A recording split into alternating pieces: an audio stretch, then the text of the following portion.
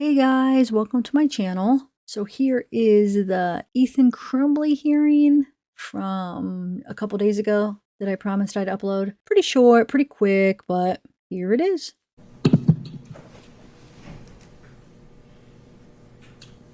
Good morning. Good morning. Good morning, Your Honor. Good morning, Your Honor. Good morning. We're just waiting for the jail to connect, and they're doing that right now. Great.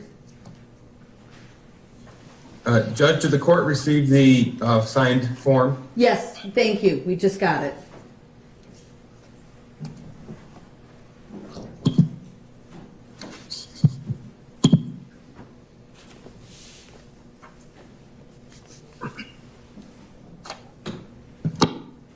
Okay, calling the case of People versus Ethan Crumbley. This is case number 216611. Your appearances, please. Thank you, Judge. Mark Keast on behalf of the people. Good morning, Your Honor. Assistant Prosecutor Kelly Collins appearing on behalf of the people as well. And I think you're muted, Ms. McDonald. Thank you. Sarah McDonald on behalf of the people. Thank you. And Good morning, Your Honor. Paulette Michelle Lofton on behalf of Mr. Crumbley, and we are agreeing to appear by Zoom this morning. Thank you. Ms. Hopp Good morning, Your Honor. Amy Hopp on behalf of Ethan Crumbley. and Ms. McKelvey. Good morning, Your Honor. Deborah H. McKelvey, court-appointed guardian ad litem for Ethan Crumbley, and I have no objections to proceeding with this matter on Zoom this morning. Thank you. Mr. Crumbley, this is Judge Karniak. Could you please state your name for us? Robert Crumbley. Mr. Crumbley, if any time you cannot hear or understand myself or any of the parties to the proceeding, will you please let the court know? Yes. And we're handling this proceeding today remotely instead of in person at the courthouse. Is that with your consent, Mr. Crumbley? Yes. Okay, great. So this is the date and time scheduled for a probable cause conference. And I do see and have received just a few moments ago a written waiver of a preliminary exam. So I just want to address that briefly. Ethan, you do have a right to a preliminary exam. You understand that? Yes. And it's my understanding that you have met with your attorneys, not once, but twice. You met with Ms. Lofton and Ms. McKelvey in order to discuss this matter regarding your preliminary exam. Is that correct? Yes. All right. And there was a form called Waiver Preliminary Exam. Did you receive that, Mr. Crumbley? Yes. And did you read it and review it with your attorneys?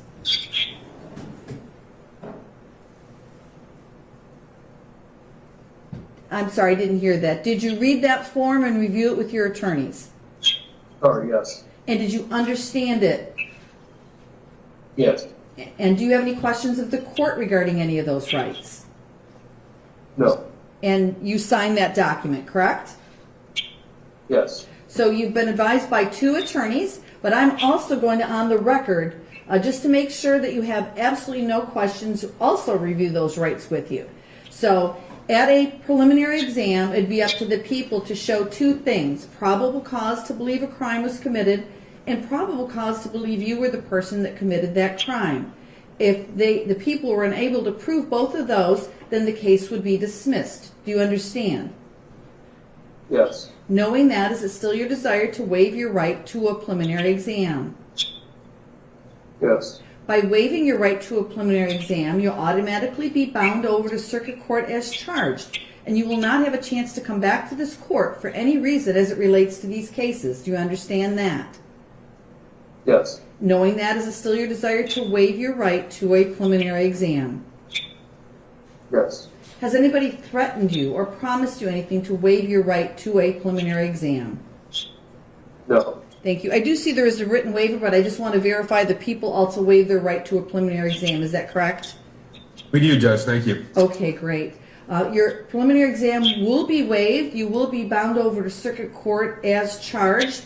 As it relates to bond, it's my understanding that that issue will be addressed in the next 2 weeks pursuant to a newly enacted statute, a federal statute, and both sides would like some time to prepare for that. So instead of me retaining jurisdiction for that purpose, There will be a hearing that will be set before the Oakland County Circuit Judge within the next 2 weeks pursuant to that federal law.